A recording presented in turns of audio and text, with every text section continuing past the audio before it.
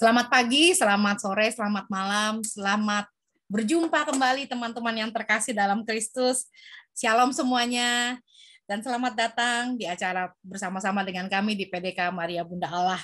Buat teman-teman yang baru pertama kali ikutan di acara kita, selamat datang dan selamat bergabung bersama di sini. Dan senang sekali kita semua bisa bertemu kembali pada hari ini. Dan seperti biasa, saya Riana Atmajaya yang akan menjadi moderator pada acara pada hari ini yang akan ditemani oleh suami saya, Andy Tirta. Halo.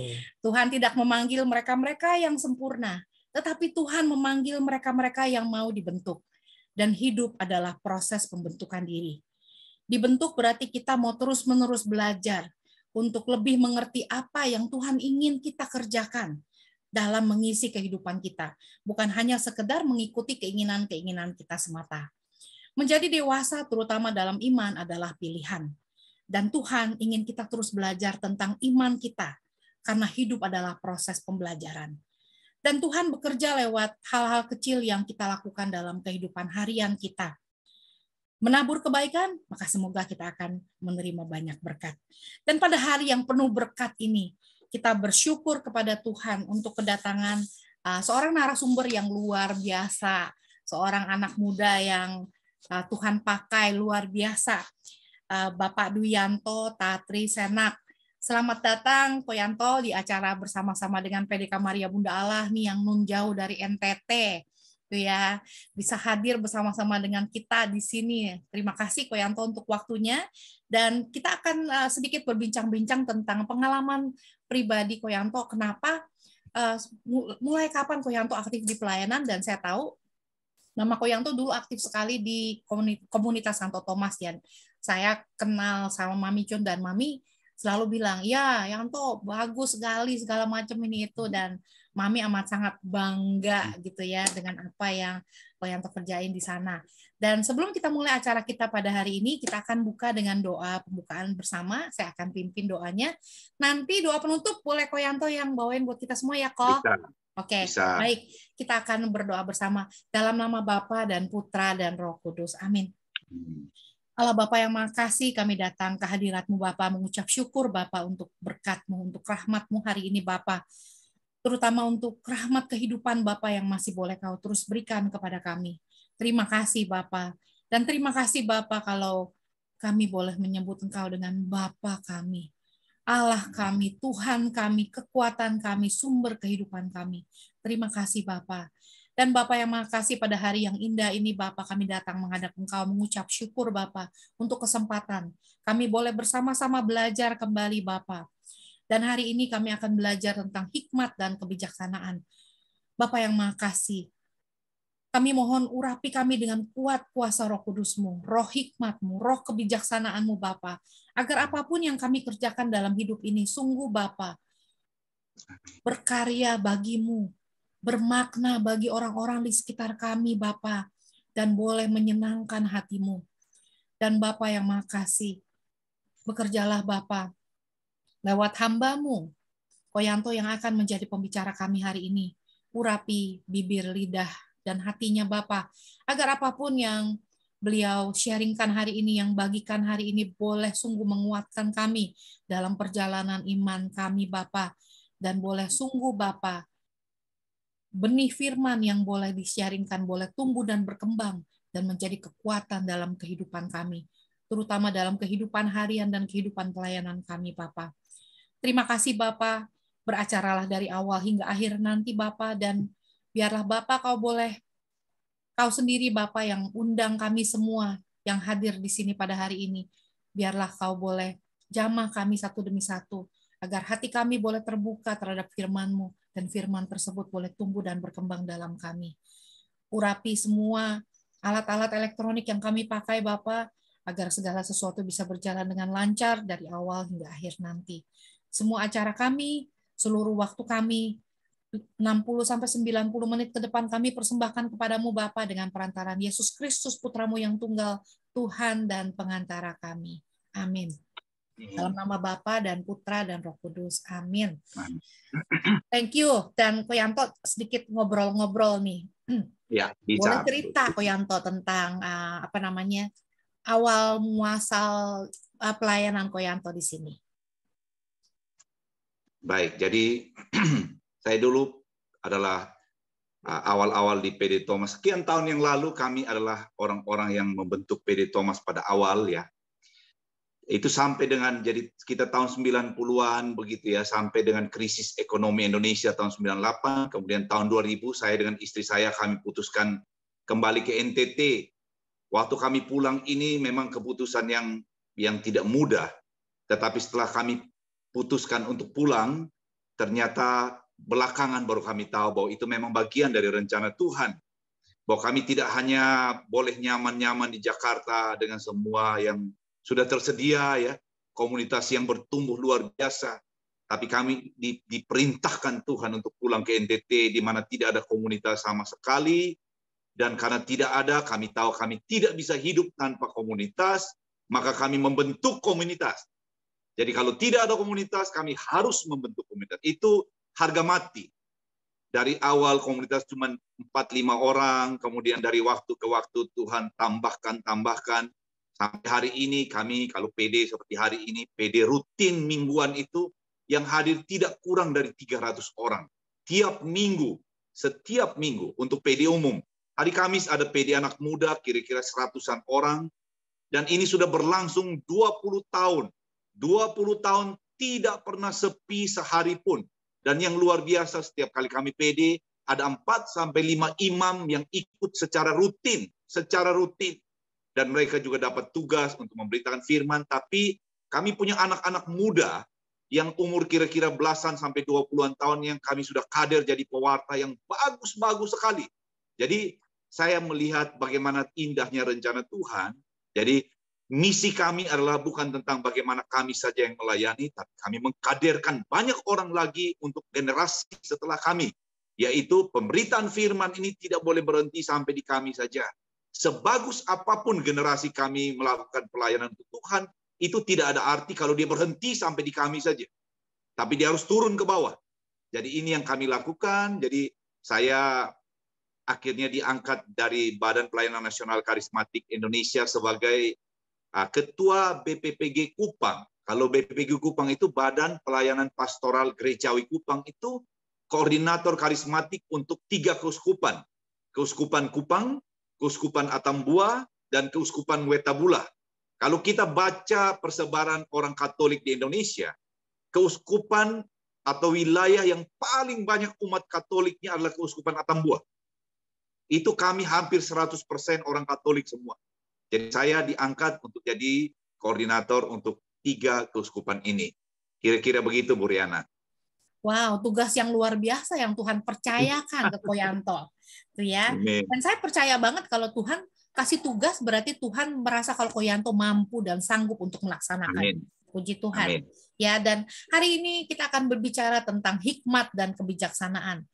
Jadi waktu itu Mami sempat bilang kalau hikmat dan kebijaksanaan itu beda, nggak sama tuh ya.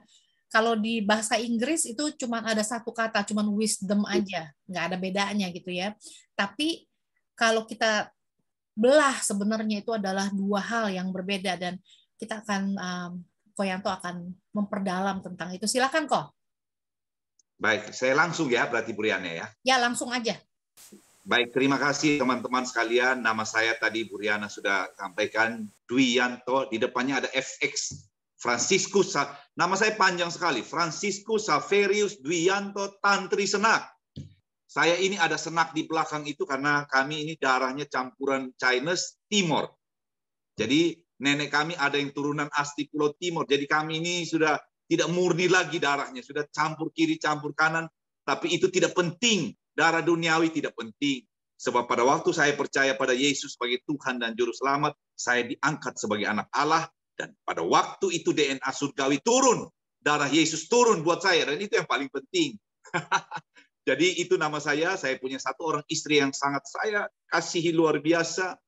Namanya Yun. Dan kami punya 3 orang anak, 1 perempuan, 2 laki-laki. Kami sehari-hari itu bekerja, kami punya beberapa bidang usaha di daerah ini. Jadi kami adalah pengusaha, tapi kami juga adalah pengusaha di dalam Tuhan. Jadi karena itu hari ini saya senang sekali, saya bertemu dengan teman-teman dari berbagai daerah. Tadi Bu Riana katakan, dari berbagai daerah. Dan saya waktu masuk ke Zoom pagi ini ya, Saya merasa ada urapan yang begitu besar. Saya tidak tahu ya, tapi saya merasa bahwa pagi ini Tuhan seperti mau bicara buat kita. Tadi Bu Riana katakan, menurut Ibu Chun, ini tema hari ini, hikmat dan kebijaksanaan. Ini tema yang tidak mudah. Jadi kalau Ibu Chun itu tipikalnya itu pengajar murni. Saya bilang ke Ibu Chun, saya kalau mau mengajar seperti Ibu Chun, saya kalah total. Yang saya bisa adalah saya cuma tahu apa yang Tuhan lakukan dengan firman itu di dalam hidup saya, itu yang saya tahu. Dan itu yang saya praktekkan. Jadi saya katakan kalau saya lebih banyak sharing firman tentang iman yang praktiknya seperti apa. Jadi kalau tiap kali saya dengar firman Tuhan, saya selalu diingatkan Tuhan, ada dua hal yang kita harus pahami pada waktu kita mendengarkan firman Tuhan.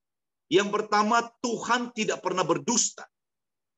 Hal yang kedua yang juga tidak kalah penting, Tuhan tidak pernah menjanjikan sesuatu yang tidak bisa kita dapatkan. Ini kita mesti tanamkan baik-baik. Jadi hari ini kita akan belajar tentang hikmat dan kebijaksanaan. Kenapa hal ini akan menjadi sangat penting? Sebab saya yakin Ibu Riana, teman-teman kita semua, hidup tiap hari itu ada begitu banyak pilihan. Ada begitu banyak pilihan. Mulai dari pilihan kecil ya, sepatu mana yang kita mau pakai, naik kendaraan apa kita pergi kerja, begitu baju apa yang kita mau pakai, itu pilihan-pilihan rendah yang tiap hari kita harus lakukan. Tapi di atas level daripada pilihan rendah, ada banyak hal-hal yang sangat serius yang kita harus pilih. Bagaimana kita akhirnya seperti Ibu Riana pilih Pak Dendi pilih Ibu Riana, begitu ya. Itu pilihan tidak main-main itu. Saya lihat kalau pilihan seperti ini saya yakin Pak Dendi, Ibu Riana, surga sudah datang walaupun belum sampai di sana. Saya selalu bilang kepada banyak orang, saya dengan istri saya 24 tahun, kami menikah sudah 24 tahun teman-teman. Mungkin ada yang lebih tua dari kami usia pernikahan, tapi bagi kami bukan tentang lamanya usia pernikahan, tapi tentang kualitas pernikahan itu yang paling penting. 24 tahun saya dengan istri saya hampir tidak pernah ribut sekalipun. Banyak orang tidak percaya, tapi saya katakan kalau Anda suami istri dewasa secara iman, engkau tidak pernah menemukan alasan untuk konflik. Kalau istri saya selalu katakan pada banyak orang begini, kita ini punya energi yang terbatas. Sudah energinya terbatas, waktu kita singkat di bumi ini. Jadi kalau Anda tidak pakai energi terbatas di dalam waktu yang singkat ini untuk hal-hal baik, dihabiskan hanya untuk fight di antara suami istri, engkau akan kehilangan kekuatanmu yang sebenarnya pada waktu engkau harus perang untuk sesuatu yang membawa kemajuan bagi engkau. Kalau kita sebut energi tekor itu. Jadi artinya energi yang seharusnya dipakai untuk maju, sudah habis untuk internal saja. Dan bayangkan kalau ini terjadi terus-menerus. Dan tidak hanya energi yang hilang, istri saya selalu katakan, Anda sudah mengundang neraka itu datang walaupun engkau belum tiba di sana. Jadi saya percaya kebijaksanaan hikmat itu penting sekali. Sebab setiap keputusan yang kita ambil, apakah kita akan bekerja A atau bekerja B, apakah kita akan tinggal di A atau tinggal di B, seperti pada waktu saya dengan istri saya harus putuskan pulang dari Jakarta ke NTT, itu sebuah keputusan yang tidak mudah. Kami pergumulkan benar-benar, Tuhan, ini hikmat kami secara dunia. Tapi kami tidak tahu apa yang akan terjadi nanti. Kami merendahkan diri dan kami mau mendengarkan Tuhan bicara pada kami.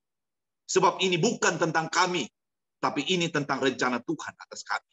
Jadi artinya ada keputusan-keputusan besar yang kita harus ambil dalam hidup ini. Dengan siapa kita menikah, pekerjaan apa yang kita harus ambil, harus tinggal di mana kita, itu keputusan besar. Dan kita harus ingat baik-baik teman-teman. Setiap keputusan yang kita ambil itu akan memiliki konsekuensi atau akibat. Ini kita harus sadari baik-baik. Hidup yang kita sedang jalani sekarang, Pak Frans di Kalimantan, saya di NTT, Ibu Riana, Pak Dendi, ada teman-teman lain di Jakarta atau dimanapun di Amerika. Hidup yang kita sedang jalani sekarang ini hasil daripada keputusan yang kita ambil dan pilihan-pilihan yang kita ambil pada masa yang lalu.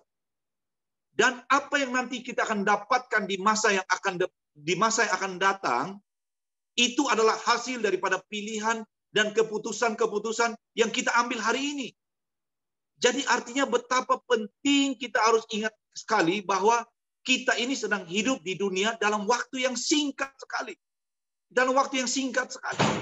Jadi seharusnya kalau kita paham ini, kita akan sangat berhati-hati dalam memutuskan sesuatu. Sebab kita akan berusaha supaya setiap keputusan yang kita ambil adalah keputusan yang tidak akan pernah kita sesali. Sebab penyesalan itu selalu akan datang terlambat. Ingat baik-baik itu. Penyesalan itu selalu akan datang terlambat. Betapa malang dan sedihnya seseorang di dalam hidup ini kalau dia sudah berjalan begitu jauh dan begitu melelahkan, dan dia sudah berkorban segala hal hanya untuk pada akhirnya dia tahu dia ada di jalan yang salah. Ini kemalangan yang sangat luar biasa sekali. Tersesat adalah hasil dari pilihan yang salah. Amsal 16 ayat 25 saya baca saja supaya cepat. Dikatakan begini, ada jalan yang disangka orang lurus, tapi ujungnya justru menuju maut. Anda bayangkan ini. Orang berpikir jalan ini terbaik. Orang berpikir ini sudah benar. Tapi ternyata ujungnya menuju maut. Ini kemalangan yang luar biasa. Saya ingat sekali dulu pada waktu saya kuliah di Jakarta, di Untar, awal-awal kami kuliah ada namanya, pada masa itu ada namanya ospek Posma. Kami pergi piknik satu kampus di Jawa, kemudian ada kegiatan namanya lintas alam, lomba untuk lintas alam. Itu dibagi grup 2-2 orang. Dan kami harus mulai dari titik start, kemudian harus memutar sebuah bukit, kemudian setelah itu masuk ke garis finish. Ada hadiah-hadiah yang menarik disiapkan pada waktu itu. Saya dengan teman saya sebagai satu grup, kami mulai perlombaan dengan begitu semangat. Ada tanda-tanda yang telah diberikan, petunjuk-petunjuk, supaya kami tidak salah jalan. Tapi di tengah perjalanan, karena begitu bersemangatnya, saya bilang ke teman saya, rasanya ini, finish ini ada di belakang bukit ini. Kalau kita muter jalan ikut petunjuk itu, kelihatan terlalu jauh itu loh. Nanti mungkin kita akan terlambat dan orang lain mendahului kita. Bagaimana kalau kita dua jalan pintas saja? Bukankah lebih cepat sampai? Dan bukankah kita lebih cepat juara? Kan begitu. Sebab kami lihat jalan ini kelihatan mudah. Hanya ada pohon-pohon dan rumput-rumput. Wah, ini cepat nih. Dia berkata, oke, kami dua jalan. Dan ternyata ini keputusan yang belakangan kami sesali luar biasa. Kami sesali luar biasa. Karena begitu kami berjalan pada awalnya, jalan ini bagus sekali. Dengan pemandangan yang bagus, ya, dengan rumput-rumput, begitu ya. Setelah setengah perjalanan, kami berhadapan dengan semak belukar yang tingginya lebih tinggi dari kami, dan sulit sekali diterobos karena begitu padat. Tapi kami melihat matahari sudah makin turun ke barat, kami tidak punya pilihan lain. Kami harus terobos ini, apapun yang terjadi. Dan kami dua terobos, ini semak belukar, makin diterobos, kami makin luka karena ternyata ada begitu banyak duri di dalam semak belukar itu. Kami makin jalan, kami makin jauh, makin tidak tahu lagi arahnya, dan matahari makin sore. Sampai akhirnya begitu kami dapat tanah lapang dalam keadaan lelah dan luka-luka, kami menemukan seorang yang sedang mencari kayu bakar, penduduk asli. Dan untung ada dia, dan kami tanya, jalan mana yang kami harus pilih? Dia berkata, kalian telah jalan di jalan yang salah. Ini saya tunjuk kamu jalannya. Kemudian kami menemukan jalan yang benar, tapi kami sudah di grup yang paling akhir tiba di finish.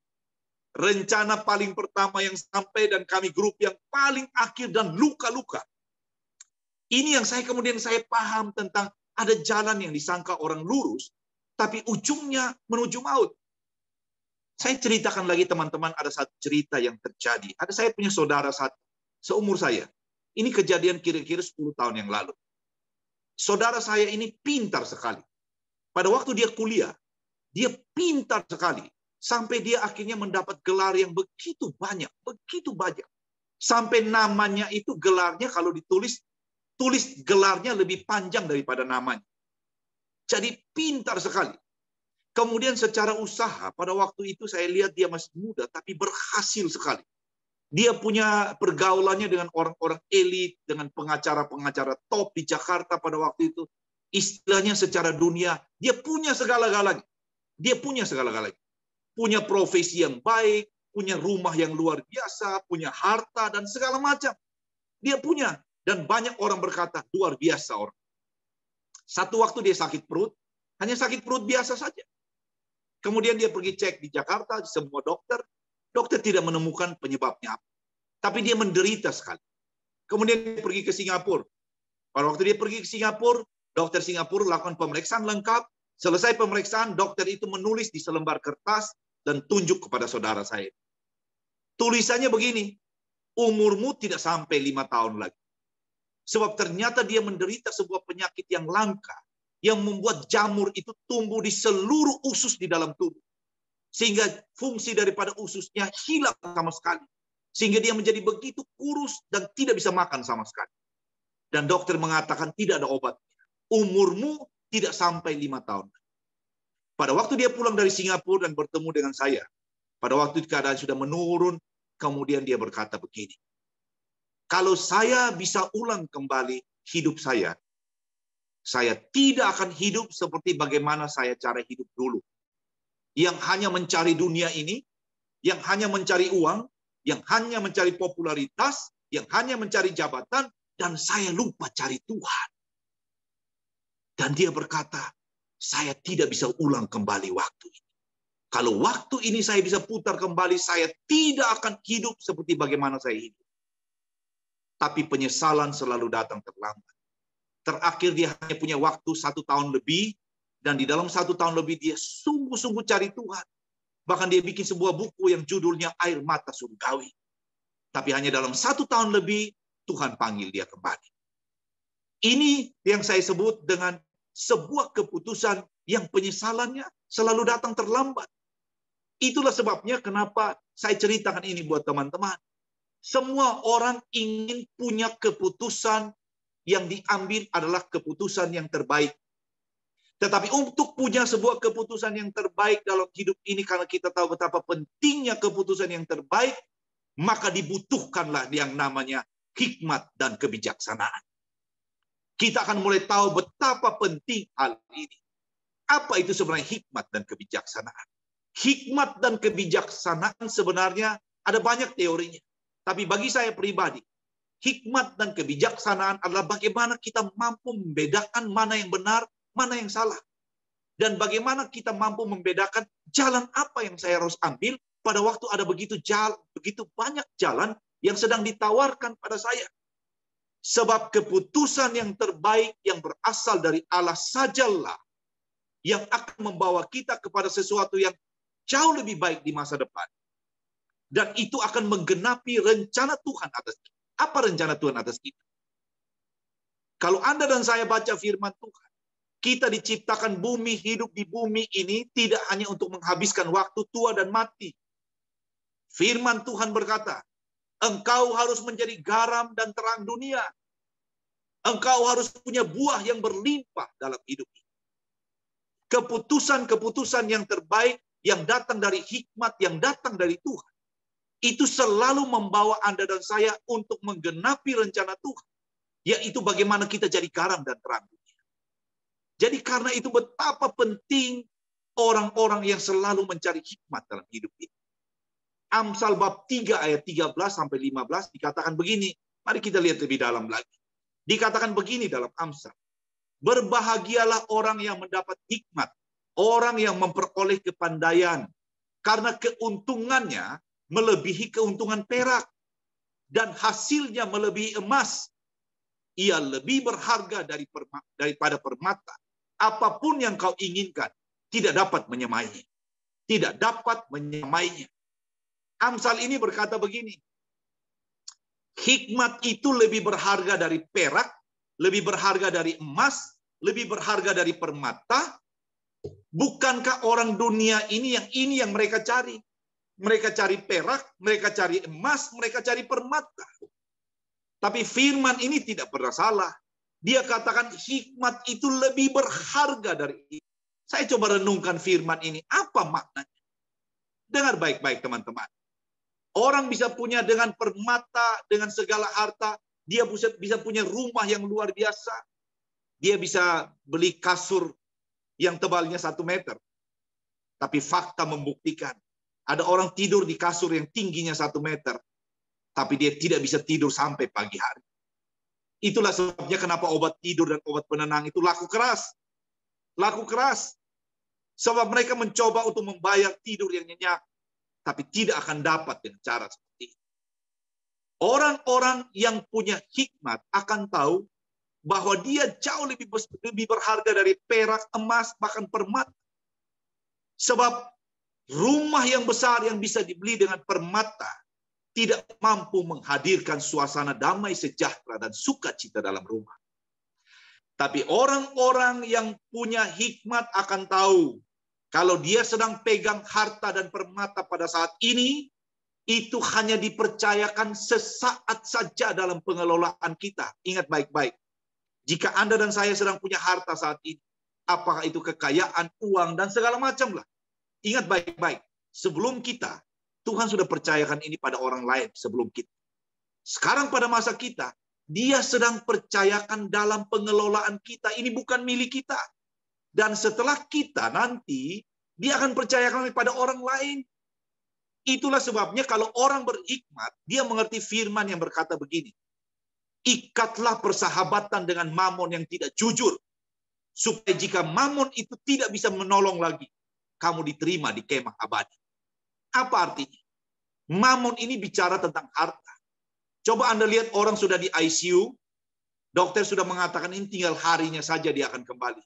Dan Anda datang dan taruh uangnya sekian miliar di samping ranjangnya di rumah sakit, dan berkata, silakan menikmati hartanya. Apakah masih akan berguna? Tidak ada lagi, tidak ada lagi, tidak ada lagi. Maka firman ini membuat kita tiba-tiba berhikmat. Ikat persahabatan dengan mamon yang tidak jujur. Artinya, jika masih ada dalam pengelolaan kita segala harta kita ini, kekayaan kita ini, kedudukan kita, pakai sebesar-besarnya dalam waktu singkat ini. Untuk sebuah tabungan di surga, yang dimana Tuhan berkata, ngengat tidak merusaknya, pencuri tidak membongkar serta mencurinya. Maka genaplah firman yang berkata, di mana hartamu berada, di situ hatimu berada. Kalau Anda mau tahu orang berhikmat atau tidak, perhatikan bagaimana cara dia pakai uangnya. Itu ujian yang paling tidak mudah, itu tentang uang. Orang boleh pelayanan dengan tenaga, dengan segala macam, tapi kalau sudah sampai uang, ceritanya lain. Ceritanya lain. Jadi karena itu kalau orang punya hikmat, dia akan bijaksana dan berkata, saya harus pakai sebesar-besarnya untuk kemuliaan bagi nama Tuhan. Itulah sebabnya kenapa hari ini kita belajar.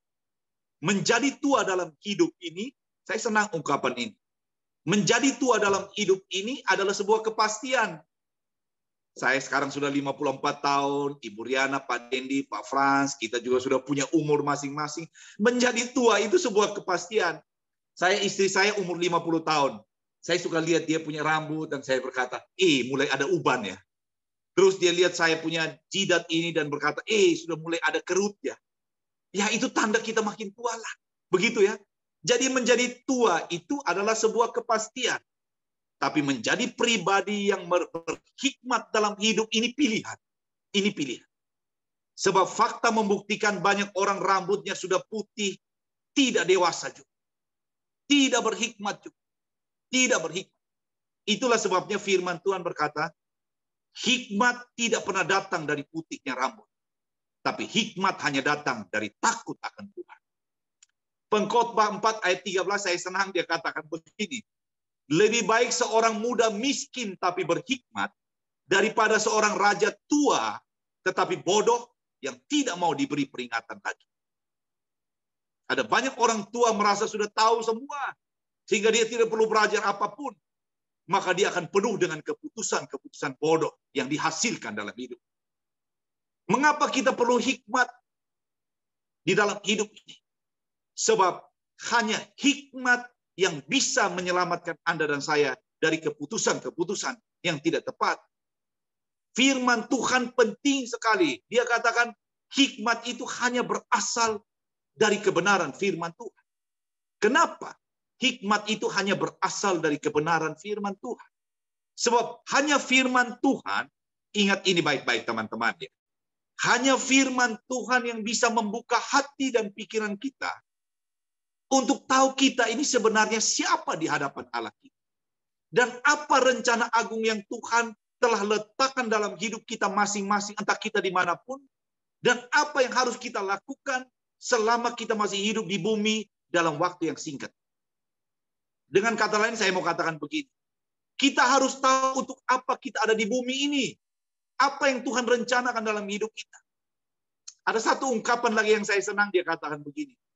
Kemalangan terbesar seseorang dalam hidupnya adalah bukan karena dia tidak dapat apa yang dia mau seumur hidup. Dia mau kaya, dia tidak jadi kaya. Dia mau jadi orang berpangkat, dia tidak jadi orang berpangkat. Bukan itu kemalangan yang terbesar. Tapi kemalangan yang terbesar adalah jika seseorang sampai mati tidak tahu apa yang Tuhan rencanakan dalam hidupnya, apalagi menggenapi rencana itu. Ini kemalangan yang terbesar dalam hidup seseorang. Tidak tahu apa rencana Tuhan dalam hidupnya, apalagi menggenapi. Saya kasih ada sebuah ilustrasi ya. Saya waktu di Jakarta beberapa waktu yang lalu, saya pergi ke Glodok Jaya, itu pertokoan yang menjual alat-alat teknik. Saya senang ke sana. Saya hobi lihat alat-alat teknik. Kemudian saya melihat ada seperti sebuah keran air yang bagus sekali bentuk, mengkilap sekali. Kemudian saya tanya kepada penjualnya di toko itu, berapa harganya? Karena saya pikir saya bisa pakai buat keran di taman saya. Saya tanya berapa harganya? Dia berkata Rp1.800.000. Saya kaget sekali. Karena saya berkata dia, kamu tidak salah. Sebab saya juga punya toko bangunan di daerah. Saya jual segala macam keran. Tapi belum pernah saya punya satu keran yang harganya Rp1.800.000. Ini mahal sekali. Kemudian penjaga itu berkata sambil tersenyum, Pak, ini bukan keran air. Ini namanya hydraulic valve. Ini alat untuk alat berat. Ini bukan untuk biasa-biasa saja. Alat ini fungsinya untuk mengatur aliran oli hidrolik di alat berat, ekskavator, dan lain-lain. Makanya mahal. Kemudian saya berkata, oh begitu ya. Anda lihat ya, kalau saya tidak dikasih tahu kebenarannya, saya bisa pakai itu keran jadi keran taman. Betapa menyedihkannya kalau desainer alat itu datang ke rumah saya dan melihat alat yang dia desain begitu hebat dan luar biasa mahalnya, sedang dipakai oleh Pak Yanto sebagai keran taman. Itu ya.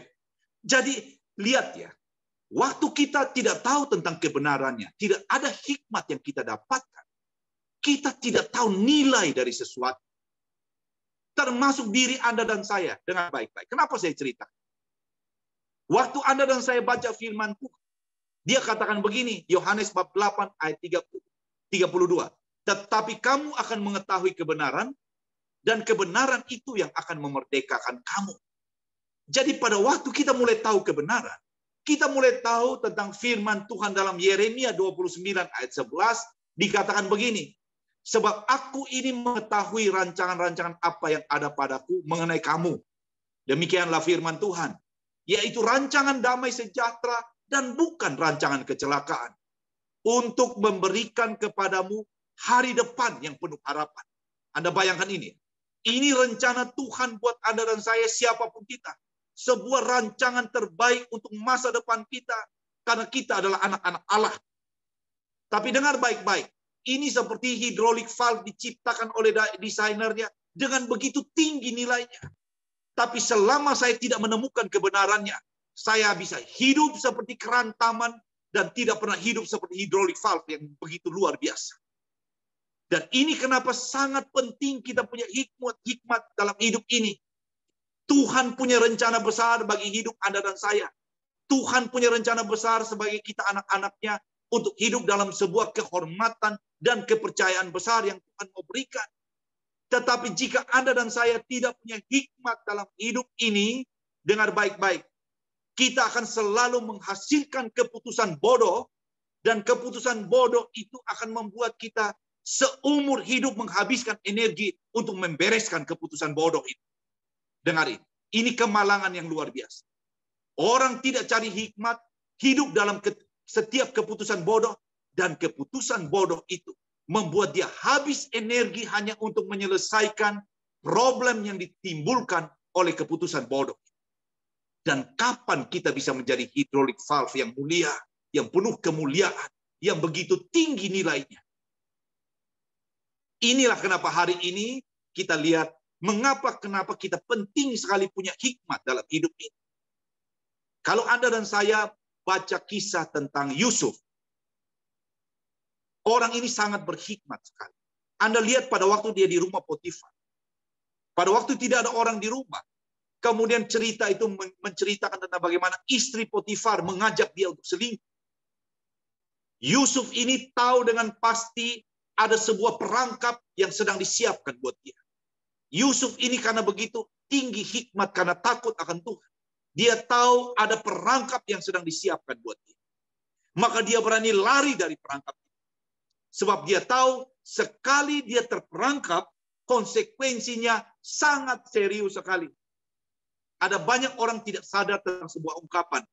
Dosa besar selalu dimulai dari dosa yang kecil. Kehancuran besar selalu dimulai dari kehancuran yang kecil.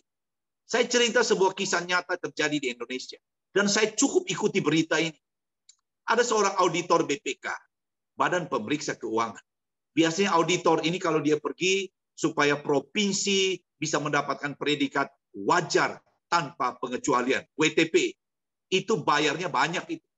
Tidak ada pemeriksaan yang murni, itu tidak ada. Itu bayarnya banyak. Jadi Anda bisa bayangkan kalau dia menjadi auditor, dan itu auditor yang senior, itu tidak main-main. Itu kisah, itu unik sekali. Karena itu masuk pengadilan dan terbuka, semua orang tahu. Awalnya dia punya simpanan istri muda. Karena dia punya uang berlebihan, dia lihat kiri kanan banyak orang juga punya istri muda simpanan. Dia berkata, kelihatan menarik juga ini. Karena saya punya uang. Dan tidak ada yang tahu. Dia menyewa apartemen di Jakarta, di daerah Kalibata, kalau tidak salah. Kemudian dia taruh istri simpanan. Masih muda. Dia umurnya kira-kira sudah 60-an tahun lah. Istri mudanya baru umur kira-kira 21 atau 22 tahun. Cantik sekali. Kemudian kelihatan semua menarik. Karena tidak ada yang tahu. Kemudian dia menikmati. Begitu. Sampai satu waktu, tiba-tiba istri muda ini menuntut dia untuk menceraikan istri tuanya. Sampai di titik itu, tiba-tiba dari tadinya suasana surga, tiba-tiba berubah menjadi suasana neraka. Dia tidak mau ceraikan istri tuanya. Istri mudanya terus mendesak dan berkata, kalau engkau tidak ceraikan, saya buka semua apa yang kita lakukan.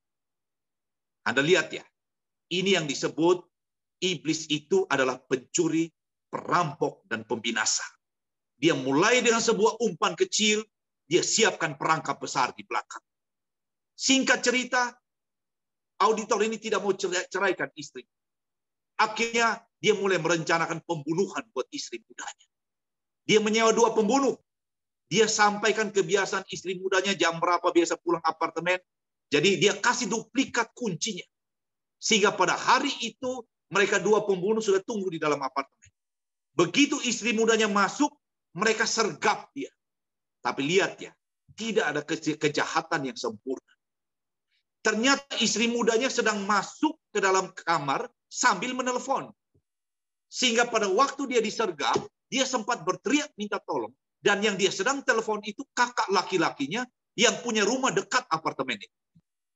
Hanya dalam 5 menit, kakaknya sudah sampai di apartemen itu dengan satpam naik dan mendobrak. Pada waktu mereka masuk, dia sudah meninggal. Pembunuh yang satu sudah melarikan diri. Tapi pembunuh yang satu tidak sempat melarikan diri, dia bergantung di balkon luar dari teras, apartemen lantai 23, tapi karena tangannya lemah, dia jatuh. Dan mati di bawah. Dari yang mati ini, ketangkaplah pembunuh yang satu. Dari pembunuh yang satu, tertangkaplah otak daripada itu, yaitu auditor. Singkat cerita, keputusannya adalah hukuman seumur hidup. Istri tuanya menceraikan dia. Kemudian cerita ini viral sekali. Betapa mahal harga yang dia harus bayar untuk sebuah keputusan kecil yang berkata, semua orang juga lakukan ini. Semua orang juga bikin begini dan baik-baik saja. Dia tidak tahu setiap dosa yang sedang dilakukan, itu kita sedang memberi akses seperti rumah kita. Kita tahu kalau Anda dan saya punya rumah, kemudian kita tahu rumah kita ada di lingkungan yang sangat berbahaya. Kita akan sangat berhati-hati tentang keamanan.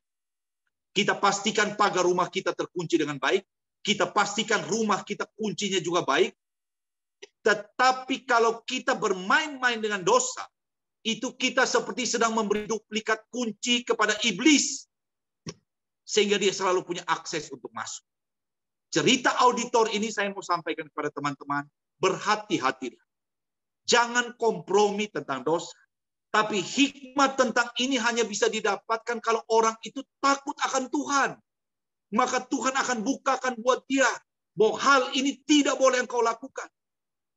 Kalau Anda mengerti ini, maka kemudian kita bisa tahu hikmat itu tidak datang dari hal lain selain datang dari takut akan Tuhan. Sebab untuk terhindar dari keputusan bodoh dalam hidup ini, tidak perlu gelar tinggi. Sebab banyak orang dengan gelar tinggi tetap melakukan keputusan yang bodoh. Kemarin heboh di Indonesia, rektor Universitas Lampung ditangkap KPK karena korupsi. Itu rektor itu gelarnya kurang apa? Itu profesor, doktor, dan macam-macam. Pintar luar biasa. Tetap menghasilkan keputusan bodoh dalam hidup ini. Tapi hari ini firman Tuhan mengingatkan kita. Hikmat hanya datang dari takut akan Tuhan. Hikmat hanya datang dari orang yang cinta firman Tuhan. Dari dulu kami punya pembimbing rohani Ibu Chun, dia selalu katakan begini. Cari Tuhan, cinta firman Tuhan, maka hidupmu tidak akan pernah sama lagi. Ini yang kami lakukan dalam hidup ini. Mazmur berkata begini dalam 119 ayat 105. Mazmur dia katakan begini. Firman-Mu adalah pelita bagi kakiku dan terang bagi jalanku. Firman-Mu adalah pelita bagi kakiku dan terang bagi jalan. Kalau Anda dan saya punya pelita, pelita tidak pernah bisa menerangi 1000 langkah ke depan. Tapi dia hanya mampu menerangi 1 meter ke depan. Melangkahlah 1 meter, maka dia akan menerangi lagi 1 meter di depan. Melangkah lagi lah, maka dia akan menerangi 1 meter di depan. Maka akan ada 1000 langkah yang aman yang kau akan lalui kalau engkau punya firman Tuhan sebagai pelita dalam hidup. Jadi di dalam hidup Anda dan saya, kalau kita bicara tentang hikmat dan kebijaksanaan, kita sedang bicara tentang ini saja. Gampang sekali. Yohanes bab 1 ayat 1 dikatakan begitu. Pada mulanya adalah firman. Firman itu bersama-sama dengan Allah dan firman itu adalah Allah. Jika Anda dan saya penuh dengan firman Tuhan, karena kita mendengarkan pengajaran-pengajaran firman Tuhan, karena kita membaca firman Tuhan yang begitu radikal, maka firman itu ada di dalam kita. Dan kalau firman ada di dalam kita, itu Allah yang ada di dalam kita. Dan jika Allah ada di dalam kita, Roh Kudus itu yang akan menuntun Anda dan saya, supaya tidak membuat keputusan bodoh yang tidak mempermuliakan nama Tuhan. Kalau Anda dan saya penuh dengan firman Tuhan, kita pasti takut akan Tuhan. Dan kalau kita takut akan Tuhan, kita akan dijauhkan daripada godaan-godaan duniawi. Yang ujungnya kita tahu, ada sebuah perangkap di belakang. Tapi pastikan baik-baik hikmat ini ada. Kalau Anda dan saya tidak hobi baca firman Tuhan, kalau engkau tidak tertarik ikut pendalaman Alkitab, kalau engkau tidak punya waktu untuk baca firman Tuhan, pertanyaan saya, mau datang dari mana hikmat surgawi ini? Mau datang dari mana? Saya lihat ada begitu banyak orang mengatakan mereka mau punya hikmat, mereka mau punya hikmat, tapi mereka tidak bayar harga. Saya dengan istri saya, kami di NTT, sudah bertahun-tahun, 4:30 pagi kami dua sudah bangun. Orang Muslim belum bunyi toanya, kami sudah duduk. Dan kami berdoa, dan kami baca firman Tuhan, dan kami renungkan firman. Karena kami tahu, bicara tentang kebenaran firman Tuhan dan hikmat ini bicara belajar seumur hidup. Tidak ada cerita, oh saya sudah sekian lama pelayanan, saya sudah senior dalam pelayanan, kemudian hikmat saya sudah cukup. Tidak cukup, tidak cukup. Sebab kita perlu hikmat setiap hari, seumur hidup. Seumur hidup. Kalau Anda dan saya tidak belajar sungguh-sungguh firman Tuhan untuk mendapatkan hikmat, pelita kita pasti padam cepat sekali. Saya ada sebuah cerita yang menarik. Ada seorang buta tinggal di sebuah kampung, dia pergi pesta di kampung yang lain. Waktu dia mau pulang, dia berkata kepada tuan pesta, beri saya lampu pelita. Saya mau pulang malam-malam. Tuan rumah berkata, engkau buta, untuk apa lampu itu?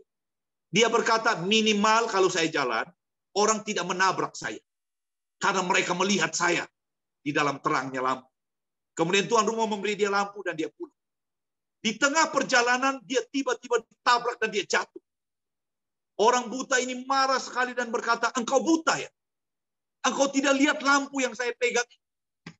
Orang yang menabrak itu berkata kepada dia, Pak, Bapak memang pegang lampu. Tapi lampu Bapak sudah padam lama sekali. Lampu sudah padam lama sekali. Saya mau ingatkan teman-teman, jangan bangga dengan kita punya KTP yang tulisnya Katolik, ya. Yang kita tiap minggu pergi misa, kita rosario, tiap bulan rosario, begitu ya. Kita rutin core. Dengar baik-baik. Kalau Anda dan saya tidak sungguh cinta firman Tuhan, lampu kita bisa sudah padam lama sekali. Dengar baik-baik. Kalau hal kecil-kecil saja dalam hidup kita sudah membuat dunia seperti sudah mau kiamat. Kalau hal kecil tidak beres saja sudah bisa membuat engkau emosi sampai tidak terkendali. Dengar baik-baik. Ini tanda yang paling jelas, lampumu sudah padam lama sekali. Jadi kalau Anda mulai lihat kekuatanmu mulai berkurang, banyak keputusan bodoh yang sudah dihasilkan, banyak kerugian yang terjadi yang seharusnya tidak engkau terima, ingat baik-baik, perhatikan lampumu. Jika engkau tidak bereskan lampumu untuk menyala lagi, masih ada seri keputusan bodoh yang menunggu di depan. Ingat baik-baik itu. Dan ini kemalangan yang luar biasa. Kalau orang tahu ada sebuah solusi yang sederhana, dan orang tidak mau ambil solusi itu. Dan terus melakukan hal-hal bodoh yang membuat kerugian yang begitu besar. Hari ini kita belajar tentang hikmat. Detail saya mau katakan pada teman-teman. Kalau Anda penuh dengan firman Tuhan, ingat baik-baik. Salah satu fungsi daripada Roh Kudus adalah dia akan mengingatkan kita tentang semua yang Yesus telah ajarkan kepada kita. Dengan ini baik-baik. Bagaimana Roh Kudus bisa ingatkan kalau engkau tidak pernah ingat apapun? Bagaimana engkau tidak punya koleksi firman dalam hidupmu? Bagaimana engkau punya gudang dibuka dan gudang kebenaranmu kosong melompong? Apa yang mau engkau ingatkan dari sana? Tapi saya bersyukur, menurut pengalaman saya dan istri saya, puluhan tahun kami belajar firman Tuhan sampai hari ini. Ternyata tidak mengecewakan. Karena banyak kejadian terjadi dalam hidup kami. Tuhan tunjukkan kepada kami tentang apa yang kami harus lakukan dalam hidup ini. Termasuk hal-hal yang tidak masuk akal. Saya ceritakan sebuah kisah sebagai penutup. Beberapa waktu yang lalu kami punya kendaraan-kendaraan berat. Tronton untuk muat semen karena kami punya toko bangunan. Toko bahan bangunan. Kami punya kendaraan-kendaraan berat yang 10 roda, muatannya berat. Mereka harus mengambil semen dari Kupang ke Keva, jaraknya kira-kira 200 km, sehingga mereka harus menginap di jalan. Ada sebuah kota di perjalanan. Hari itu tengah malam jam 12:30, saya ditelepon oleh sopir saya. Saya dengan istri saya sudah biasa.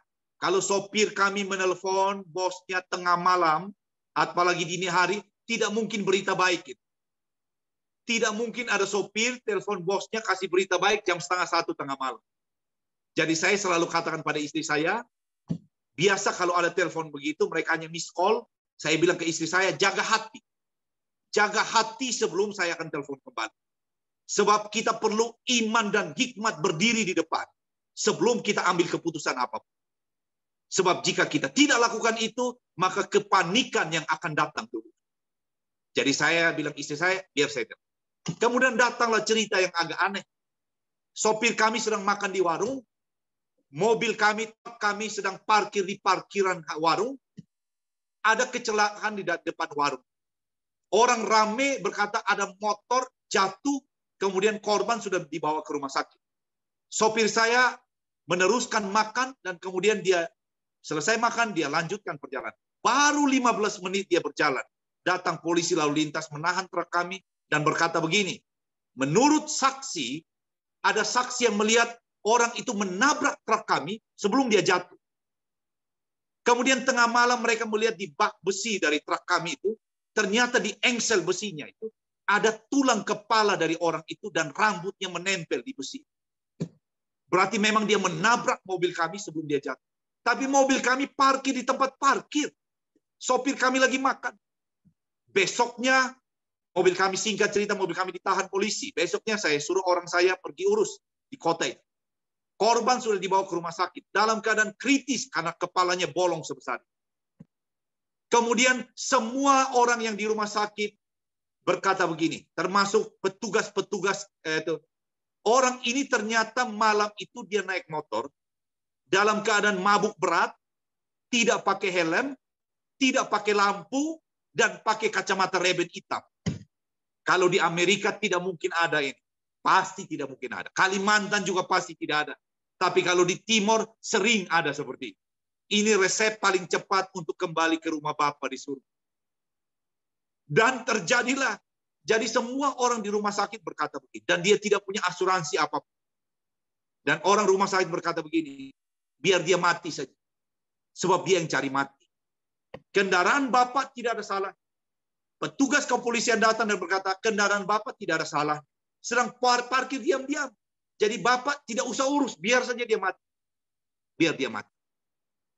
Dalam keadaan seperti itu, orang itu sekarat. Saya dikasih kabar ini, saya bersyukur. Saya punya istri yang berhikmat. Saya tiap kali ada keputusan besar, saya selalu tanya penasihat spiritual saya. Istri saya itu saya sebut penasihat spiritual. Saya tanya pada dia, apa yang kita harus lakukan? Teman-teman perhatikan jawaban istri saya. Saya tahu ini hikmat datang dari Tuhan. Dia berkata begini. Karena semua orang berkata dia tidak pantas ditolong. Biarkan dia mati. Dia tidak pantas ditolong. Biarkan saja. Istri saya bicara begini. Bukankah kita dulu pada waktu Yesus datang dan mati di salib buat kita? Kita juga tidak pantas ditolong. Bukankah dosa dan kelemahan dan kesalahan kita itu juga seperti kain kotor di hadapan Tuhan.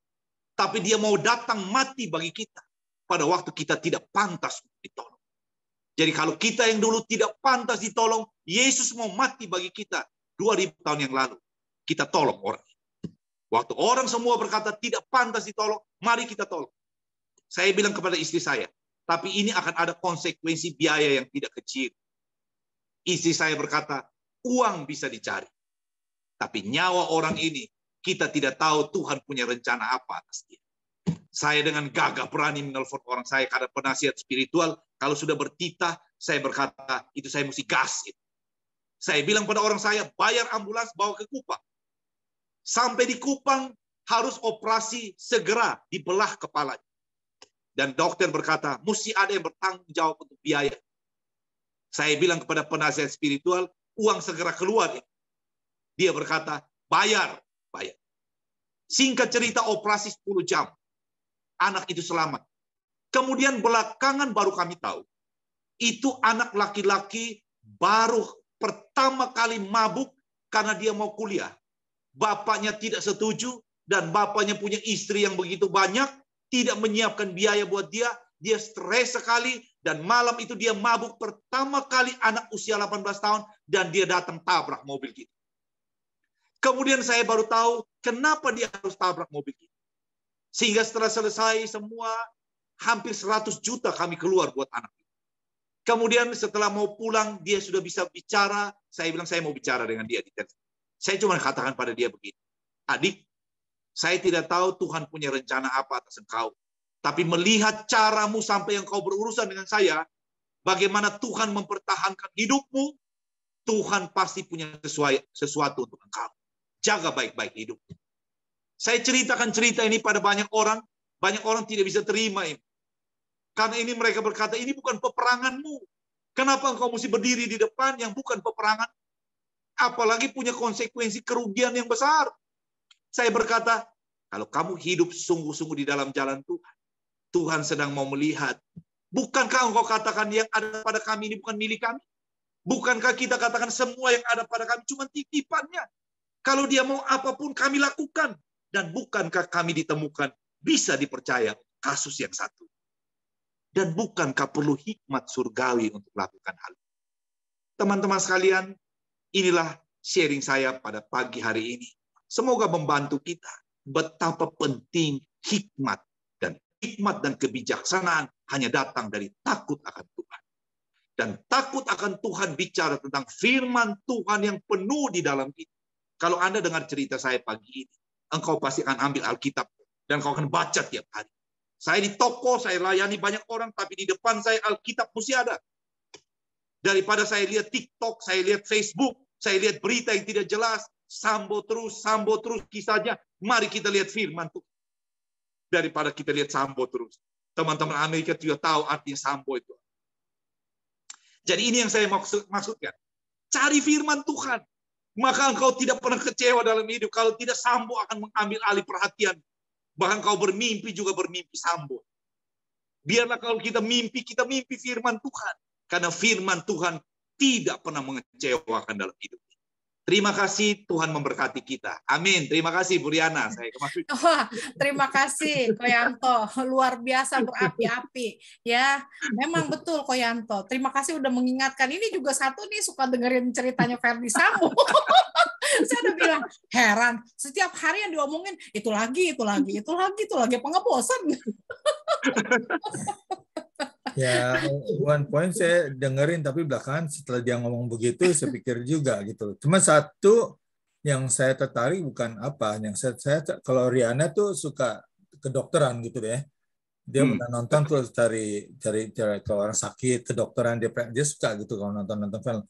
Kalau saya suka nonton polisi gitu loh. Saya menyelidiki sesuatu gitu. Itu yang saya suka karena bukannya karena Sambo, teman saya sukanya menyelidiki gitu loh. Idenya penyelidikannya. Teman memang media itu kadang-kadang suka melebih-lebihan.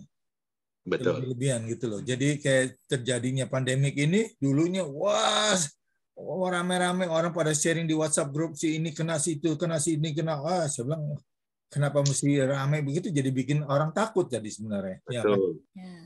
Ya betul, apa yang Koyanto bilang. Butuh hikmah dan kebijaksanaan. Dan itu bermula dari takut akan Allah.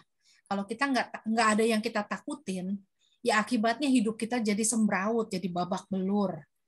Ya karena nggak ada yang kita takutin. Dan benar yang tadi Koyanto berkali-kali bilang ya, Roh Kudus mengingatkan akan firman Tuhan dalam hidup kita. Tetapi kalau kitanya nggak pernah baca firman, mau diingetin apaan? Apa yang mau diingetin sama Roh Kudus? Jadi baca firman ya. Memang orang Katolik itu kita amat sangat terbelakang dibandingkan dengan saudara-saudara kita yang lain. Jadi kita harus mulai nih teman-teman yang Katolik nih untuk terus rajin baca firman Tuhan. Karena kalau kita nggak kenal firman Tuhan, gimana kita mau dengar suara Tuhan? Nggak kedengeran. Karena kita nggak tahu, kita nggak kenal suaranya. Gitu aja. Terus ada yang mau bertanya nih, Pak Okta udah angkat tangan. Silakan Pak Okta, mau bertanya sama Koyanto, silakan. Pagi Koyanto, Okta kok dari Surabaya saya sih, bukan Amerika. Koyanto, saya mau tanya ya, kalau misalnya ya, kita kan hidup ini berdasarkan pilihan-pilihan yang ada. Nah, kita itu kepengen tahu itu pilihan yang bagaimana. Kadang-kadang kan sulit. Misalnya kita mau bantu orang, ya orang itu minjem uang ke kita apa segala. Kadang-kadang kita pun dengan dengar dia cerita bagaimanapun, akhirnya tersentuh kita kasih. Tapi setelah pinjam uang, setelah pinjam uang, mereka tuh sesudah itu ya kayak nggak baik ya sama kita ya gitu ya. Kita merasa dibohongin lah istilahnya. Nah itu sebelum meminjam uang itu gimana kita mesti ini dia kita kasih apa enggak gitu. Itu kan keputusan juga. Itu berdasarkan apa gitu loh. Kadang-kadang hidup ini kan tiap hari ya betul kita untuk memilih. Ya misalnya kita mau nambah orang pegawai, setelah pegawai pun kita juga memilih pegawai yang mana. Pilihannya kan banyak. Itu kalau misalnya sesuai dengan rencana Tuhan itu yang sikap apa yang kita harus lakukan, sikap batin apa juga yang kita harus lakukan. Ya kadang-kadang berdoa kita baca firman Tuhan, baca, tapi kadang-kadang ya belum tentu pilihan yang kita pilih itu betul gitu loh. Nah itu harus bagaimana ya Koyanto ya? Ya, baik. Terima kasih Okta. Saya langsung ya Bu Riana ya. Ya, langsung aja kok. Baik, Okta. Memang jadi ini tadi Okta mengatakan ini apa yang real terjadi ya dalam hidup ini. Dan saya alami seperti Okta ya. Contohnya ada orang mau minjam uang begitu ya. Ini kan kayak kita di sini kan kota kecil ya. Saya kenal orang-orang itu. Dan saya tahu ada beberapa orang yang kalau saya pinjam dalam jumlah besar, itu saya memasukkan diri dalam pencobaan itu. Artinya itu bisa tidak kembali sama sekali itu. Jadi saya dengan istri saya kami punya kebiasaan. Ini salah satu contoh ya. Kalau orang ini kami tahu punya watak yang tidak terlalu baik, sering minjam dan tidak pernah kembalikan, maka kami akan katakan begini. Kalau misalnya dia pinjam 10 juta begitu ya, kami berkata begini. Saya sepakat dengan istri saya, sudah, ini kami bantu kamu 500.000 ya. Dan 500.000 ini tidak usah dikembalikan lah, begitu ya. Sudah kami bantu sajalah, begitu. Daripada saya kasih dia 10 juta, kemudian nanti dia tidak kembalikan, saya akhirnya hubungannya tidak baik dengan dia. Tapi saya tetap memberi dia solusi, saya bantu kamu 500.000 saja ya. Tapi ini tidak perlu dikembalikan. Nah biasanya, dia dengan 500.000 sudah senang dia. Dia sudah melupakan 10 jutanya itu. Tapi bukankah kita sudah diluputkan dari kemungkinan dia tidak mengembalikan apa yang dia pinjam? Kira-kira begitu. Ini salah satu contoh ya. Salah satu contoh. Halo, suara saya jelas ya? Jelas kok, jelas. Oke. Nah, satu lagi tadi Okta tentang ini yang saya sebut ya. Tapi apapun yang kita lakukan tidak bisa 100% tepat untuk setiap kasus. Tapi pengalaman saya, pada waktu kita dipenuhi oleh hadirat Roh Kudus karena firman itu penuh, sebenarnya orang itu kalau dia datang dengan niat yang tidak baik, dia sudah akan berhadapan dengan orang yang akan membuat dia tidak mampu untuk mencoba menipu kita. Maksudnya apa? Dari pembicaraan-pembicaraan yang kita coba, saya kasih contoh. Ada beberapa orang di sini yang saya dilema apakah saya akan bantu atau tidak. Tetapi saya coba pakai satu langkah. Saya selalu bilang begini, saya bantu kamu itu gampang. Tapi saya mau kamu punya rohani itu Tuhan jamah dulu. Bagaimana Tuhan ubahkan kamu, bagaimana Tuhan memberi kamu kekuatan. Jadi karena itu nanti hari Sabtu ikut persekutuan doa ya. Nanti kita ketemu di sana. Urusan bantuan gampang, nanti kita ketemu dulu. Tidak datang di persekutuan doa. Kalau kamu tidak datang maka selesai. Goodbye. Itu. Jadi artinya, tapi ada yang betul-betul datang. Dan kemudian datang ini, kemudian mereka mengalami pembaruan, dan kemudian kita bisa bantu mereka lebih daripada mereka harapkan. Jadi kalau saya lihat, memang kadang-kadang kita mesti cerdik-cerdik juga ya. Hikmat surgawi, tetap mesti ada hikmat duniawi. Tidak bisa 100% hikmat surgawi, tanpa melibatkan ada bagian dari hikmat duniawi. Hikmat duniawi ini artinya logika. Kalau kita pakai logika, kita tahu. Sebelum hikmat surgawi masuk, kita sudah dengan logika saja kita tahu. Ini tidak bisa. Ini tidak bisa. Reputasi mereka, track record mereka. Kami di sini toko bangunan itu banyak yang mau utang itu.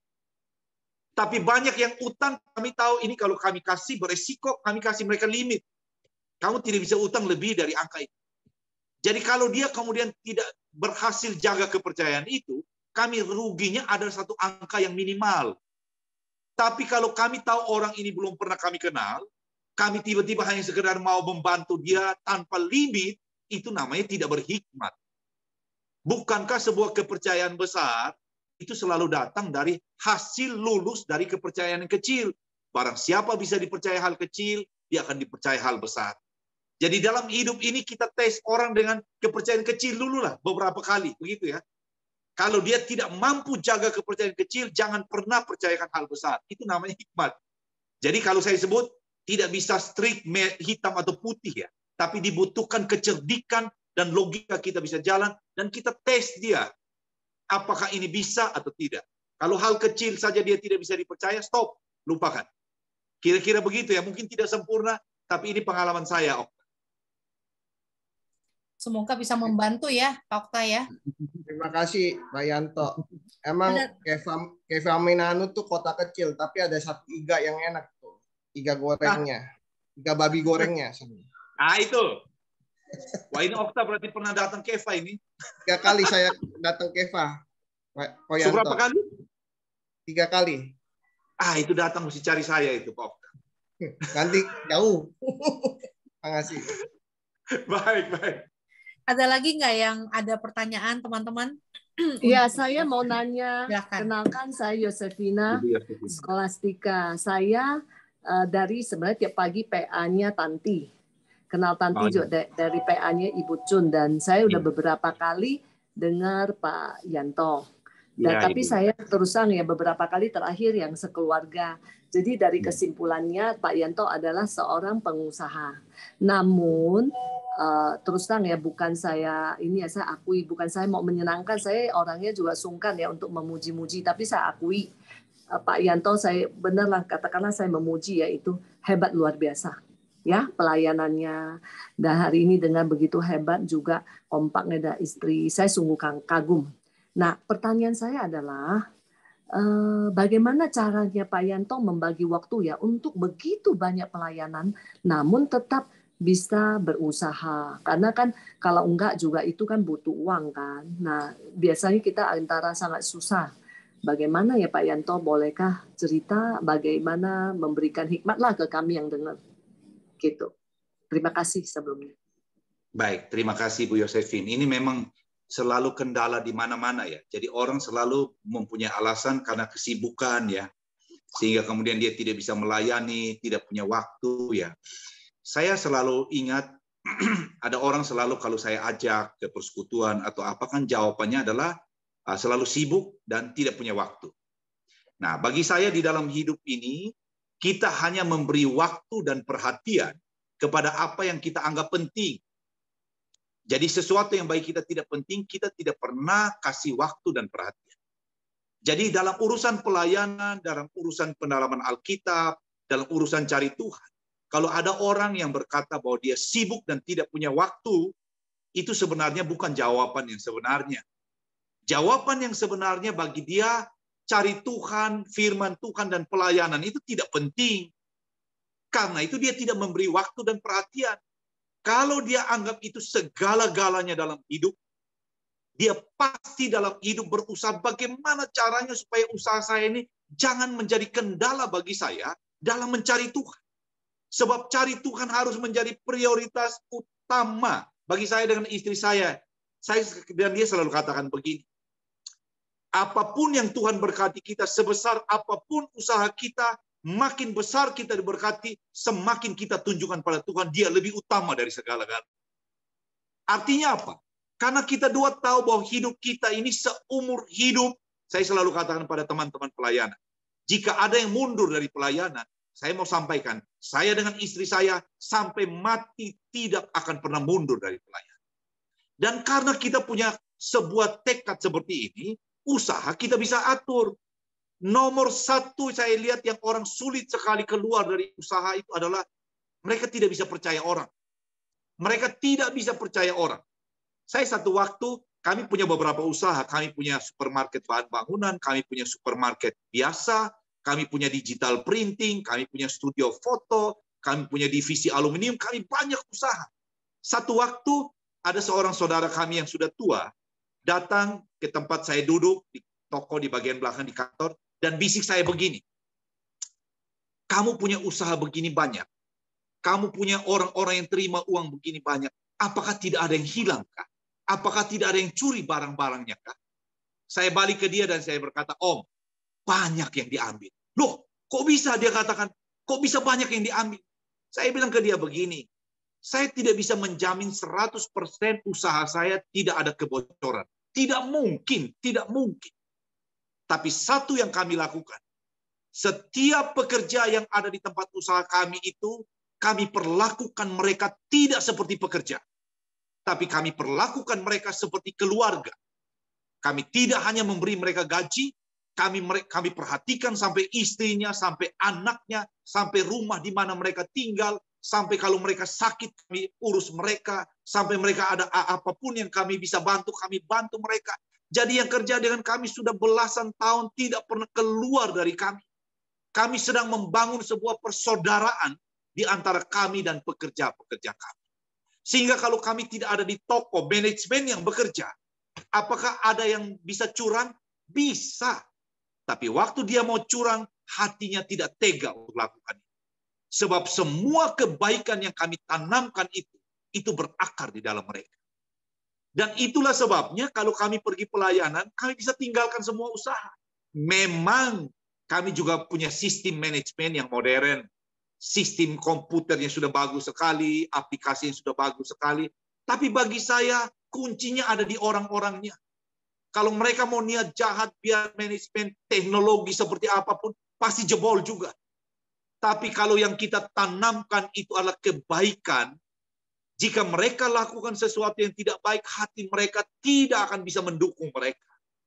Itulah sebabnya kalau tadi Ibu Yosifin tanya, kok bisa bagi waktu? Bagi kami pelayanan ini nomor satu, bukan usaha. Sehingga akhirnya usaha ini menopang pelayanan kami. Dan yang luar biasa, kami dua istri saya, kami cerdik. Pekerja kami sekian banyak, setengahnya itu orang pelayanan semuanya. Anak-anak tim persekutuan doa, leader-leader yang bagus, kami buka lapangan kerja buat mereka. Sehingga akhirnya kalau kami mau pergi pelayanan, tinggal mereka saja yang berangkat. Tinggal tutup divisi mereka, kami berangkat. Jadi akhirnya pelayanan kami bisa maju sekali. Karena kami punya pekerja untuk pelayanan banyak di dalam usaha kami. Sehingga akhirnya yang pertama, karena mereka yang kerja, mereka berdoa buat usaha kami. Yang kedua, pelayanan kami lebih maksimal. Karena kalau mau latihan, ya mereka ada dalam lingkungan kerja saja. Begitu. Jadi artinya kalau tadi Ibu Yosri tanya, kok bisa bagi waktu? Ini kalau Ibu Chun selalu katakan begini. Ini bukan tentang bisa atau tidak bisa.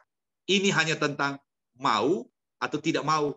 Cuman itu saja. Kalau orang memang niatnya tidak mau, dia pakai kesibukan kerja untuk alasan tidak pelayanan. Coba tandai. Jadi kalau orang tidak mau, dia menemukan 1000 alasan untuk tidak pelayanan, untuk tidak ikut persekutuan doa, 1000 alasan. Tapi kalau orang mau, Tuhan dan Roh Kudusnya akan memberi 1000 alasan untuk kenapa dia harus pelayanan. Jadi tinggal masalahnya, kita mau jatuh kemana? Mau jatuh ke sibuk urus usaha, sehingga tidak ada waktu untuk pelayanan, atau kita berkata, Tuhan saya mau melayani Engkau. Maka Tuhan memberi kita hikmat untuk bisa atur usaha kita, maka usaha tetap jalan, pelayanan juga tetap jalan. Terima kasih. Kira-kira begitu Ibu Yosef. Luar biasa Pak Yanto. Saya mau jadi murid Pak Yanto ya. Saya beneran, saya mau, bener. Saya benar, luar biasa keren. Baru hari ini pernah saya dengar seperti ini. Memang orang kan selalu bilang, nomor satukan Tuhan, nomor satukan Tuhan. Cuman begitu. Nah ini kan logikanya, maksudnya bukanlah caranya, hikmatnya dapat. Terima kasih. Terima kasih. Ya, terima kasih Bu Yosefina dan terima kasih Ko Yanto untuk jawabannya. Ya, luar biasa. Semua dalam hidup adalah pilihan. Ya, prioritas dalam hidup. Kita mau kasih pilihan untuk Tuhan ataukah kita mau kasih pilihan untuk hal-hal yang lain. Dan semua adalah makanya itu butuh hikmat dan kebijaksanaan untuk bisa mengerti gitu loh ya. Ya, Pak Frans ada pertanyaan apa Pak Frans? Pertanyaan terakhir Pak Yanto. Belum tolong buka mic-nya. Tolong di-unmute Pak Frans. Nggak kedengeran Pak Frans, tolong di-unmute. Oke. Baik. Oke. Maaf tadi salah. Saya hanya ingin membuat satu pernyataan. Sikap Pak Yanto di dalam pelayanan ini sungguh inspiratif, ya. Sangat membangun iman kita. Saya tadi waktu cerita membantu anak yang dalam kecelakaan salahnya sendiri itu begitu kasih bijaksana Pak Yanto luar biasa, ya, dengan hikmat yang dari Tuhan. Saya sampai menetes air mata. Itu saya yang menyampaikan. Saya juga siap seperti Ibu tadi mengatakan, saya siap ingin jadi followernya, ya gak? Pak Yanto. Minta nomor WA Pak Yanto. Minta nomor itu Japri. Minta dari Tanti, tapi minta di sini. Ya, saya dapat teman nih hari ini dengan Pak Frans ya, Pak Frans dari Samarinda. Okay. Kenalan ya. Kita bikin grup ya Pak Yanto. Bikin grup bagaimana orang yang sibuk bekerja atau berusaha tuh mau mengikuti seperti Pak Yanto. Karena kami sungguh masih lemah ya. Kau pikir saya masih mengutamakan pekerjaan saya daripada Tuhan. Sorry ya, ngakui, nggak apa-apa kan, maafkan saya. Tapi saya mencari. Yang paling penting kan niat dulu, gitu ya. Kita punya niat dulu, punya keinginan, Tuhan pasti bukain jalan. Ya, dan saya percaya banget kalau kita tuh ada di sini malam hari ini ya, pagi hari ini tuh bukan kebetulan. Ini semua Tuhan yang atur, ya. Tuhan yang undang semua nih untuk datang. Saya nggak tahu siapa yang bakal ikutan, tapi Tuhan yang undang semua, dan saya percaya banget ketika Tuhan undang, kita mau terbuka hati apa enggak. Kalau kita mau terbuka hati terhadap firman Tuhan, diingetin Tuhan, Tuhan pasti bekerja. Lewat siapapun. Kali ini lewat Koyanto, terima kasih. Mau belajar lagi sama Koyanto kan? Tanggal 20 September nanti. Jadi benar loh. Saya ya. sampai sorry. Jadi bulan ini kita bakal belajar 2 kali sama Koyanto. Mulai September ya. Tanggal berapa ya? Tanggal 24 waktu Indonesia atau tanggal 23 September waktu Amerika. Jadi kita waktunya sama. Jadi selama bulan ini kita setiap minggu nih belajar, setiap minggu waktu yang sama dengan pengajar yang berbeda. Minggu depan sama Sila, Airin, minggu depannya lagi sama Tanti, Utang, terus nanti minggu keempat sama Koyanto lagi. Betul ya. Jadi kita akan belajar 4 minggu berturut-turut dari orang-orang muda hebat-hebat nih, gitu loh ya. Supaya kenapa? Iman kita semakin berkembang, semakin bertambah, karena kenapa? Kita butuh belajar dari yang masih muda-muda yang semangatnya masih luar biasa gitu ya. Jadi bulan September ini kita jadikan momen untuk kita untuk belajar kitab suci dari sisi yang praktis.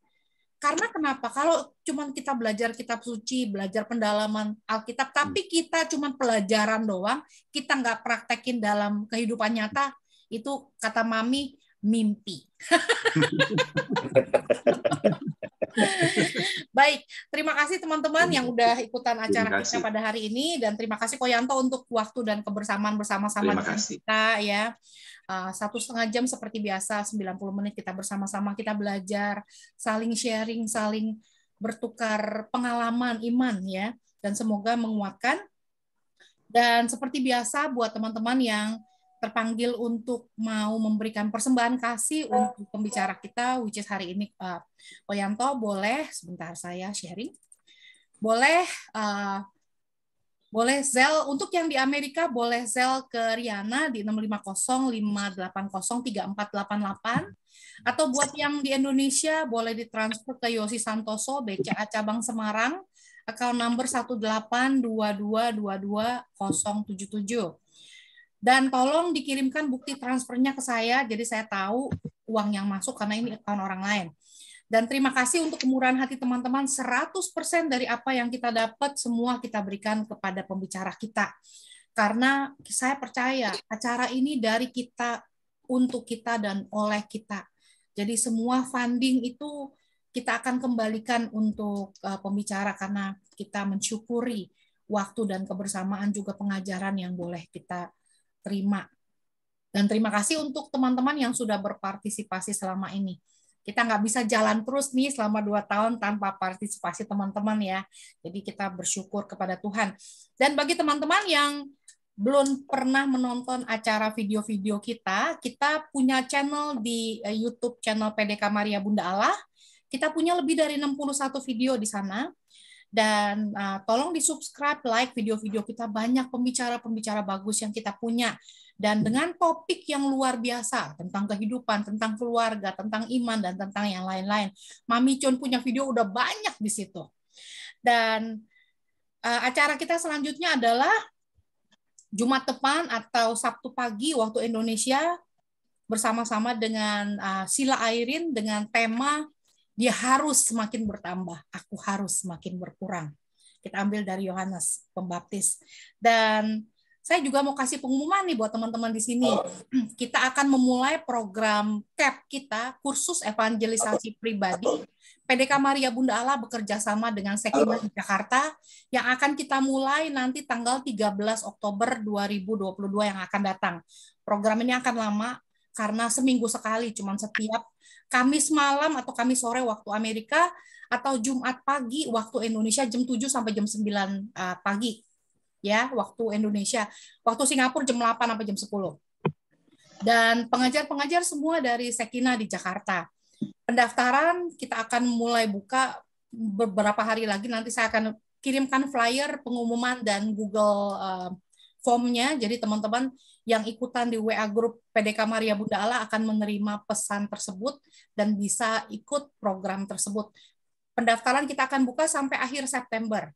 Ya, dan kita hanya terima maksimum 50 peserta. Kita nggak akan banyak-banyak. 50 peserta kita akan mulai dari sini. Dan kita akan belajar intensif selama 9 bulan 2 minggu. Setelah itu lahir kembali loh.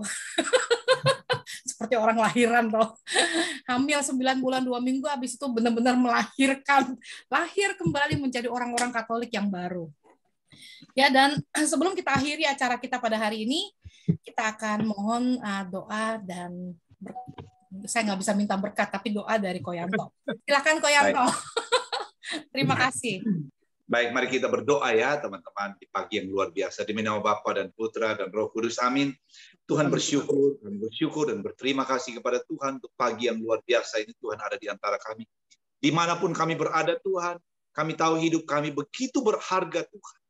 Pada waktu kami mendengarkan Engkau berbicara pada kami, Engkau sedang membukakan bagi kami ada permata-permata nilai yang luar biasa Tuhan berikan dalam hidup kami, dan seringkali kami belum menemukan di mana itu ada. Pada pagi hari ini kami belajar punya hikmat surgawi Tuhan. Hanya Engkau yang mampu menolong kami dengan firman-Mu, supaya hidup kami ini boleh menjadi garam dan terang, menjadi teladan bagi orang lain. Dan kami percaya Tuhan punya rencana baik buat setiap kami, teman-teman di Amerika, di Kalimantan, di Jakarta, dimanapun kami berada Tuhan. Kami percaya rencana Tuhan tidak bisa gagal atas kami. Karena itu pada pagi ini kami datang kepada Tuhan. Urapi kami Tuhan, beri kami hikmat dari surga yang daripada-Mu Tuhan. Maka kami tahu akan ada roh keberanian bagi kami untuk menghadapi apapun yang harus kami hadapi. Dan Engkau berkata, Yesus, Engkau akan memimpin kami dari satu kemenangan kepada kemenangan yang lain, supaya kami boleh tahu bahwa kami tidak berjalan sendirian dalam hidup ini. Terima kasih banyak Bapa. Ini doa kami. Berkati persekutuan doa teman-teman yang di Amerika. Tambahkan jiwa-jiwa atas mereka Tuhan. Supaya banyak orang bergabung untuk mendengarkan kebenaran firman Tuhan. Dan mereka dimerdekakan dalam hidup. Terima kasih banyak Bapa. Hanya dalam nama Yesus kami berdoa mengucap syukur. Amin. Di nama Bapa dan Putra dan Roh Kudus. Amin. Amin. Terima kasih banyak. Terima kasih banyak Koyanto dan teman-teman. Terima kasih untuk kebersamaan pada hari ini. Jangan lupa nanti Koyanto akan kembali lagi tanggal 24 September. Kita membuka bulan September dan kita menutup bulan September bersama-sama dengan Koyanto. Dan topiknya nanti kita akan umumkan. Dan saya percaya banget kalau nggak ada sesuatu yang kebetulan dalam hidup ya, kita harus memberi waktu untuk Tuhan, kasih prioritas untuk Tuhan. Dan kalau semuanya kita mau persembahkan untuk kemuliaan nama Tuhan, Tuhan pasti memakai kita semua masing-masing dari kita ini untuk kemuliaan namanya. Saya rasa saya tambah dikit, kalau dengan begitu, kalau kita baik belajar, kalau banyak belajar begitu, kita nggak ada istilahnya kalau ke misa itu boring, ya, enggak. Ini, ya, karena biasanya orang ke misa bosan, orangnya yang bosan, karena orangnya nggak pernah belajar. Iya, ya. Terima kasih semuanya. Sampai ketemu minggu depan di acara kenalan dengan kami. Ini ibu ini ya. siapa? Ibu. Saya pokoknya ada di flyernya PDK Maria Bunda Allah. Nanti Bu Yosefina bisa lihat. Oke. Saya nggak dapat flyer kayaknya deh. Dapat nggak ya? Saya dapat yang join linknya. Ya. Itu ada linknya di situ. Saya nanti cari kontak kita di join linknya ya. Iya. Oke. Thank you semuanya. Sampai ketemu minggu depan ya. God bless. Thank you. Bye.